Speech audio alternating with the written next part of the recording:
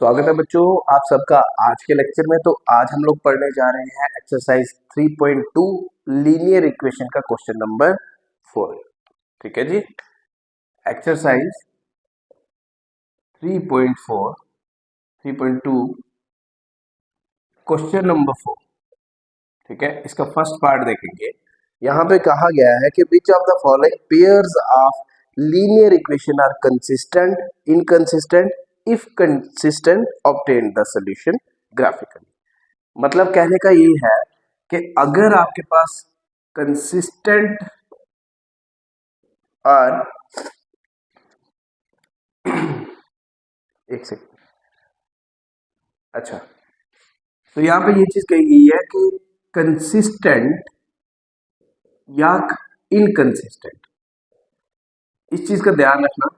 अगर कंसिस्टेंट की बात करते हैं तो अगर आपके पास कंसिस्टेंट की बात करते हैं तो कंसिस्टेंट में क्या क्या आता है। कंसिस्टेंट में आपके पास आता है एक यूनिक सॉल्यूशन, ठीक है, और दूसरा आपके पास क्या चीज आ जाती है, इनफाइनाइट मैनी सॉल्यूशन। यहां पे लिख देता हूं इनफाइनाइट मैनी सॉल्यूशंस। ठीक है जी, तो अगर इनकंसिस्टेंट की बात करते हैं तो वहां पे आपके पास आता है पैरेलल लाइंस, ठीक है, या और साथ में क्या आता है आपका नो सॉल्यूशंस। ठीक है, तो देखेंगे हम लोग कि आपके पास फर्स्ट पार्ट अब क्या आ रहा है, ये चीज देखेंगे। फर्स्ट पार्ट में आपके पास इक्वेशन दी गई है,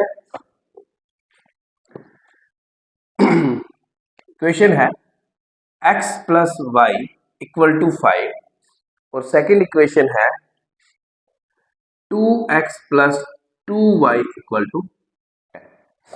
ठीक है जी, अब इन दोनों की पहले हम लोग इक्वेशंस बनाएंगे, फिर उनको क्या करेंगे कि स्टैंडर्ड इक्वेशन जो लीनियर की है, लीनियर इक्वेशन की जो स्टैंडर्ड फॉर्म है उसके साथ हम लोग कंपेयर करेंगे। ठीक है, तो यहाँ पे आएगा x plus y minus 5 equal to 0 और सेकेंड आएगी 2x plus 2y minus 10 equal to 0। तो आपके पास जो स्टैंडर्ड फॉर्म है, स्टैंडर्ड फॉर्म लिख रहा हूं यहाँ पे a1x plus b1y plus c1 equal to 0, a2x plus b2y plus c2 equal to 0। ठीक है, अच्छा, अब यहाँ पे बच्चा जी आपके पास a1 क्या है, इसके आगे कुछ नहीं लिखा हुआ, that means a1 equal to 1। b1 आपके पास क्या है, इसके आगे कुछ नहीं, ये भी 1, और c1 आपके पास क्या है, -5। सिमिलरली आपके पास a2 क्या है 2, b2 क्या है 2 और c2 क्या है -10। अब जैसे आप कंसिस्टेंट और इनकंसिस्टेंट की बात करते हैं तो आपके पास सबसे पहली बात जो आपका इंटरसेक्टिंग लाइन है उसमें क्या आता है, यूनिक सोल्यूशन। और यूनिक सोल्यूशन की क्या कंडीशन है कि जो a1 अपान a2 है that is not equal to b1 upon b2, ये आता है यूनिक सोल्यूशंस का। ठीक है, और उसके बाद सेकंड आपके पास आता है a1 upon a2 equal to b1 upon b2 equal to c1 upon c2, ये आपका आ जाता है इनफाइनाइट मैनी सॉल्यूशंस का। ठीक है, और थर्ड आपके पास क्या आता है a1 upon a2 equal to b1 upon b2 is not equal to c1 upon c2, ये आपका आता है नो सॉल्यूशंस का। तो अब यहाँ पे हमने ये चीज चेक करनी है कि हमारे पास कौन सी कंडीशन आ रही है। जैसे a1 क्या है आपके पास 1, a2 क्या है 2, फिर b1 क्या है 1, b2 क्या है 2 और c1 क्या है आपके पास -5, ठीक है, और -10, ये और ये कैंसल। ठीक है, देखो तीनों आपस में बराबर आएंगे, 5 1 सा 5 2 सा, तो a1 upon a2 equal to b1 upon b2 equal to c1 upon c2, तीनों आपस में बराबर आ रहे हैं। तो आपके पास क्या आएगा कि ये आपके पास कौन सा वाला आएगा, इनफाइनाइट मैनी सॉल्यूशंस। ठीक है जी, इनफाइनाइट मैनी सॉल्यूशंस क्या होते हैं कि जब आपके पास लाइन कोइंसाइड आती है, मतलब एक दूसरे के ऊपर। ठीक है बच्चों, ठीक है जी, समझे। तो ये आपके पास फर्स्ट पार्ट था इसका। ठीक है, तो इसके क्या होंगे, कुछ सॉल्यूशंस होंगे जो आपने फाइंड करने होंगे तो वो आप खुद से करोगे, क्योंकि मैंने इसके कंसेप्ट जो है वो दिए हुए हैं। ठीक है, नेक्स्ट देखेंगे हम लोग सेकंड पार्ट इसका। ठीक है जी, अब देखेंगे second part, question number fourth. Question number four second part, x minus y equal to 8, फिर 3x minus 3y equal to 16। अब यहां पे देखो क्या आएगा, वही स्टैंडर्ड इक्वेशन के साथ कंपेयर करना है।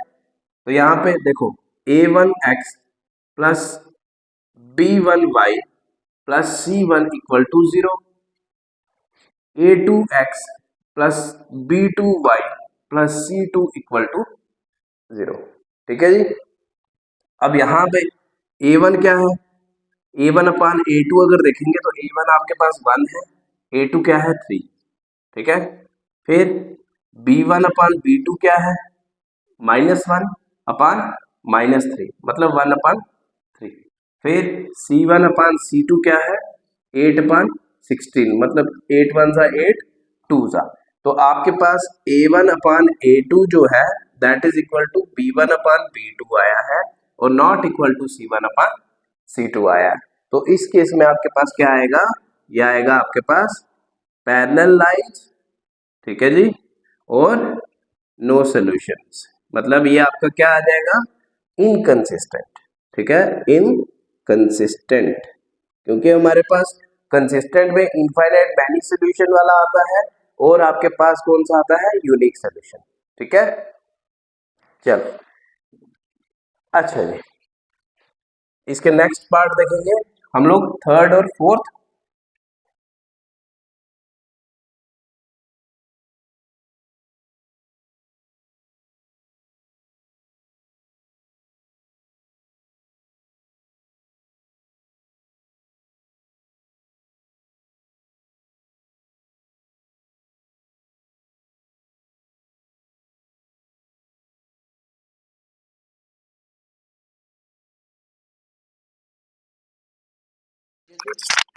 तो दोबारा हम लोग इसको स्टैंडर्ड फॉर्म के साथ कंपेयर करेंगे। अच्छा, तो यहाँ पे हमारे पास क्या चीज आ जाएगी, देखेंगे इसको कैसे, a1x plus b1y plus c1 equal to 0, a2x plus b2y plus c2 equal to 0। a1 आपके पास क्या है 2, ठीक है, a2 क्या है आपके पास 4, ठीक है, फिर b1 आपके पास क्या है 1, b2 आपके पास क्या है -2, फिर c1 आपके पास क्या है, C1 आपके पास -6 और C2 आपके पास -4। अब देखो यहाँ पे आपके पास क्या आ रहा है कि A1 अपान A2 क्या है 2 अपान 4 दैट इज 1/2। तो B1 क्या है आपके पास, B1 अपान B2 क्या आ रहा है 1 अपान -2। देखो अब यहाँ पे सीधी बात है, ज्यादा लंबा चौड़ा करने की जरूरत नहीं है, यहीं से आपको पता लग जाता है कि A1 अपान A2 जो है not equal to B1 upon B2 है। तो आपके पास क्या आएगा, ये कंसिस्टेंट। ठीक है, कंसिस्टेंट। तो कंसिस्टेंट के बाद आपका क्या आता है, पहला केस जो है उसमें क्या आता है, यूनिक सॉल्यूशंस। ठीक है, तो आपको क्या करने हैं, इसके ग्राफिकली जो है फाइंड आउट करने हैं सॉल्यूशंस। ठीक है जी, अच्छा आप देखेंगे fourth part, question number fourth का fourth part, 2x minus 2y minus 2 equal to 0, 4x minus 4y minus 5 equal to 0। अब यहाँ पे बच्चा जी देखेंगे एक चीज, standard equation a1x plus b1y plus c1 equal to 0, फिर a2x plus b2y plus c2 equal to 0। ठीक है जी, अच्छा तो नेक्स्ट हमारे पास क्या आ जाता है, a1 आपके पास 2 है, a2 क्या है 4, ठीक है, फिर b1 क्या है -2, b2 क्या है -4, C1 क्या है -2 और C2 क्या है -5। अब A1 अपान A2 आपके पास आ रहा है 2/4, दैट इज 1/2। फिर B1/B2 आपके पास क्या आ रहा है -2/-4, ये भी कैंसिल, 2 1 जा 2 2 जा, तो C1/C2 आपके पास क्या आ रहा है -2/-5। तो आंसर आपके पास सामने है कि जो यहाँ पे आ रहा है A1/A2 equal to B1/B2 is not equal to C1/C2। तो आपके पास क्या आ जाएगा, ये थर्ड वाला केस इनकंसिस्टेंट। ठीक है, याद रखना ये चीजें बहुत बेसिक है, अगर ये नहीं आप कर सकते फिर इससे इजी कोई चीज नहीं होगी, ये तो बहुत इजी है। तो अब हम लोग देखेंगे अपना क्वेश्चन नंबर 5 एक्सरसाइज 3.2 का। चलो साथ साथ नोट्स अपने प्रिपेयर करो, साथ साथ बनाओ, शाबाश। अच्छा, अब क्वेश्चन नंबर 5 में आपका बोला गया है, question number 5, half the perimeter of the rectangle whose length is 4 meter more than its width। ठीक है, आप करते हो let the width of rectangle equal to length of rectangle equal to x। ठीक है जी, उसके बाद लेंथ आपके पास क्या चीज बोली गई है, लेंथ आपके पास क्या है, इन्होंने बोला half the perimeter of a rectangular garden whose length is 4 metre more than its width, मतलब x प्लस 4। ठीक है, उसके बाद इन्होंने क्या कहा है, find the dimension of the garden. अब जो पेरीमीटर है वो आपके पास 36 है। ठीक है, तो अब पेरीमीटर ऑफ रेक्टेंगल क्या होता है, 2 इंटू लेंथ प्लस ब्रेड्थ। ठीक है, तो आपके पास पेरीमीटर जो है वो गिवन दिया गया है 36 मीटर।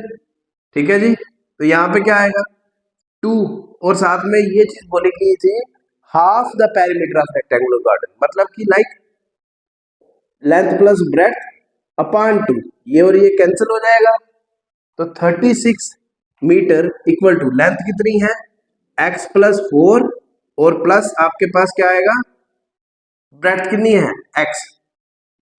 अब देखो 36 metre equal to x plus x 2x plus 4, ये 4 उधर चला गया, 36 माइनस 4 इक्वल टू 2x। ठीक है जी, 36 माइनस 4 कितना होता है 32, 32 मीटर इक्वल टू 2x, 2 नीचे आ गए 32 metre upon 2 equal to x, 2 1 जा 2 16 जा, तो 16 मीटर जो होगा आपके पास x आएगा। अगर x 16 मीटर है तो आपके पास मतलब विड्थ जो है आपके पास 16 मीटर है, लिख रहा हूं मैं यहाँ पे x इक्वल टू 16 मीटर, तो लेंथ आपके पास क्या है x plus 4, that is 16 metre plus 4, तो ये आ जाएगा 20 मीटर। ठीक है बच्चों, ठीक है जी, ये आपका क्वेश्चन नंबर 5 है। अच्छा, अब देखेंगे हम लोग क्वेश्चन नंबर 6। चलो क्वेश्चन नंबर 6 देखेंगे।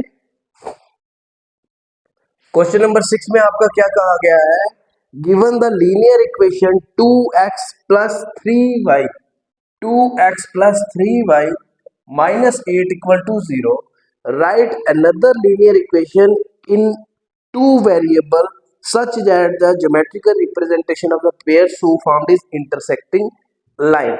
अब देखो बच्चे जी, पहला पार्ट आपका आ जाता है कि आपको ऐसी इक्वेशन लानी है जिसमें आपके पास लाइंस जो होंगी इंटरसेक्टिंग बनेगी।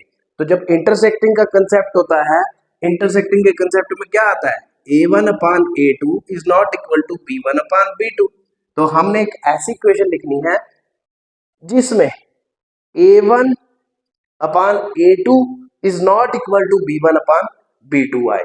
ठीक है, तो हम ऐसे ही जनरल अदर इक्वेशन लिख लेते हैं कि 2x, ये थी हमारे पास 2x। ठीक है, नेक्स्ट इक्वेशन डालो 3x plus 2y minus 18 equal to 0। अब यहां पे हम लोग कंपेयर करेंगे, देखो पहले A1 क्या है आपके पास 2, A2 क्या है आपके पास 3, B1 क्या है 3 और B2 क्या है 2, C1 क्या है -8 और C2 क्या है -18। अब यहां पे देखो बच्चा A1 अपान A2 जो है वो क्या है 2/3 और B1 अपान B2 क्या है 3/2। तो ये क्या A1 अपान A2 जो है that is not equal to B1 upon B2। कहने का मीनिंग ये है कि जो आपके पास रिजल्ट आया है दैट इज इंटरसेक्टिंग लाइंस, ठीक है, इंटरसेक्टिंग लाइंस, ठीक है। मतलब आपको क्वेश्चन में ये चीज दिया गया है कि आपने एक अनदर इक्वेशन ऐसी बनानी है जो इक्वेशन बनाने पे आपके पास रिजल्ट जो है वो इंटरसेक्टिंग लाइंस आना चाहिए, ठीक है जी। अच्छा, नेक्स्ट है सेकंड वाला पार्ट हमारे पास कि पैरेलल लाइंस। अब पैरेलल लाइंस का केस आपको याद होना चाहिए कि A1 upon A2 equal to B1 upon B2 is not equal to C1 upon C2। तो इसका कंसेप्ट क्या है, आपके पास इक्वेशन पहले ही आपने सेम लिखनी है 2x plus 3y minus 8 equal to 0। अब ये तो आ गई। अब इन्होंने बोला A1 upon A2 is equal to B1 upon B2, ठीक है। मतलब अगर हम लोग यहाँ पे करते हैं सेकेंड इक्वेशन लिखते हैं 4x, ठीक है, plus 6y minus 33 equal to 0। अब यहां पे देखो A1 क्या है, A1 इक्वल टू 2, ठीक है, A2 equal to 4, B1 equal to 3, B2 equal to कितना है 6 और C1 इक्वल टू -8 और C2 इक्वल टू -33। अब A1 अपान A2 आपके पास क्या है 2/4 दैट इज 1/2। फिर B1 अपान B2 क्या है 3/6, 3 1 जा 3 2 जा। फिर C1 अपान C2 आपके पास क्या है -8 अपान -33। तो अब यहां पे देखो A1 upon A2 equal to B1 upon B2 is not equal to C1 upon C2। तो ये आपका आ गया कौन सा केस, पैरेलल लाइंस वाला, ठीक है जी। ये आपके पास आ गया पैरेलल लाइन वाला केस, ठीक है। अब देखेंगे हम लोग थर्ड। तो थर्ड इसका ये चीज देखेंगे थर्ड पार्ट में क्या है, आपने कंसेप्ट बस दिमाग में रखना है कि कोइंसिडेंट लाइन इसमें आएगी। उसके बाद आपके पास जैसे यहाँ पे दिखा है कंसिस्टेंट, सॉरी कंसिस्टेंट लाइन कहाँ पे आएगी, अनकंसिस्टेंट कहाँ पे आएगी, ये आपने दिमाग में रखना है। अब हमारे पास तीसरा केस है कोइंसिडेंट लाइन। अब कोइंसिडेंट का केस क्या है, कोइंसिडेंट लाइन ये अंडर आता है आपका कंसिस्टेंट के, ठीक है जी, कंसिस्टेंट के अंदर आता है। और यहाँ पे है A1 अपान A2 सेकेंड वाला case equal to B1 upon B2 equal to C1 upon C2। ये वाला आपका है रिजल्ट, ठीक है। तो आपके पास इक्वेशन फर्स्ट है 2x plus 3y minus 8 equal to 0। अब सेकेंड इक्वेशन आपने बनानी है जो आपके पास रिजल्ट सेम आए। तो सेकेंड इक्वेशन हम लिखते हैं 4x plus 6y -16 equal to 0। अब A1 क्या है आपके पास 2, A2 क्या है आपके पास 4, B1 क्या है 3, B2 क्या है आपके पास 6, C1 क्या है -8, C2 क्या है -16, ठीक है जी। तो A1 अपान A2 क्या है इज, अब यहाँ पे क्या आता है 2/4 that is 1/2। B1 upon B2 क्या है 3/6, 3 1 जा 3 2 जा।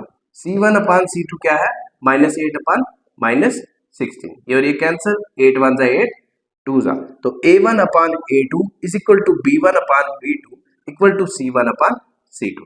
तो हमारे पास केस कौन सा आता है, कोइंसिडेंट लाइंस। तो ये आपका क्वेश्चन नंबर 6 है। अच्छा, अब क्वेश्चन नंबर 7 को जो है आपने खुद से ट्राई करना है, ठीक है। मैं एक हल्का सा हिंट दे दूंगा कि इसमें आपने क्या चीज करनी है, बता देता हूं आपको। तो सारे जो है इसको करेंगे अपनी अपनी नोटबुक पे और क्वेश्चन की हिंट मैं आपको दे रहा हूं। आपके पास दो इक्वेशन है क्वेश्चन नंबर 7। फर्स्ट इक्वेशन है x minus y plus 1 equal to 0। Second आपके पास है 3x plus 2y minus 12 equal to 0।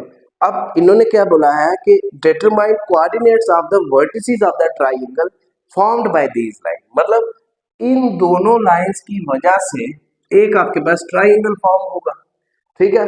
तो जो ट्राइंगल फॉर्म होगा, दीज लाइंस मतलब ये वाली lines and x axis, x axis मतलब ये वाला, ठीक है, बता देता हूं, x y, x dash y dash. तो आपके पास जैसे यहाँ पे पॉइंट्स हैं कुछ दिए हुए, ठीक है, ये आपने खुद से करना है। मेरे को ये है कि आप खुद भी ट्राई करो, सिर्फ मेरे कराने से कुछ नहीं होगा, आप भी अपने से ट्राई करोगे तो रिजल्ट अच्छा आएगा। अगर आप खुद नहीं करोगे, सिर्फ टीचर्स पे डिपेंड रहोगे, तो दैट इज इम्पॉसिबल कि आपका रिजल्ट अच्छा आएगा। तो इन्होंने बोला है कि इन लाइंस की मदद से और एक्स लाइन की मदद से, एक्स एक्सिस की मदद से आपके पास एक ट्राइंगल लेट अस सपोज ऐसी फॉर्म होती है, ठीक है। तो आपने क्या करना है, जो एक्स एक्सिस में आपके पास कोऑर्डिनेट्स होंगे वो आपने बता देने हैं और उसको शेड कर देना है, लाइक ऐसी, ठीक है जी। तो ये आपका एक्सरसाइज नंबर 3.2 खत्म हो गया है। नेक्स्ट एक्सरसाइज आपकी 3.3 और बहुत जल्द आपको वो भी लेक्चर अवेलेबल हो जाएगा।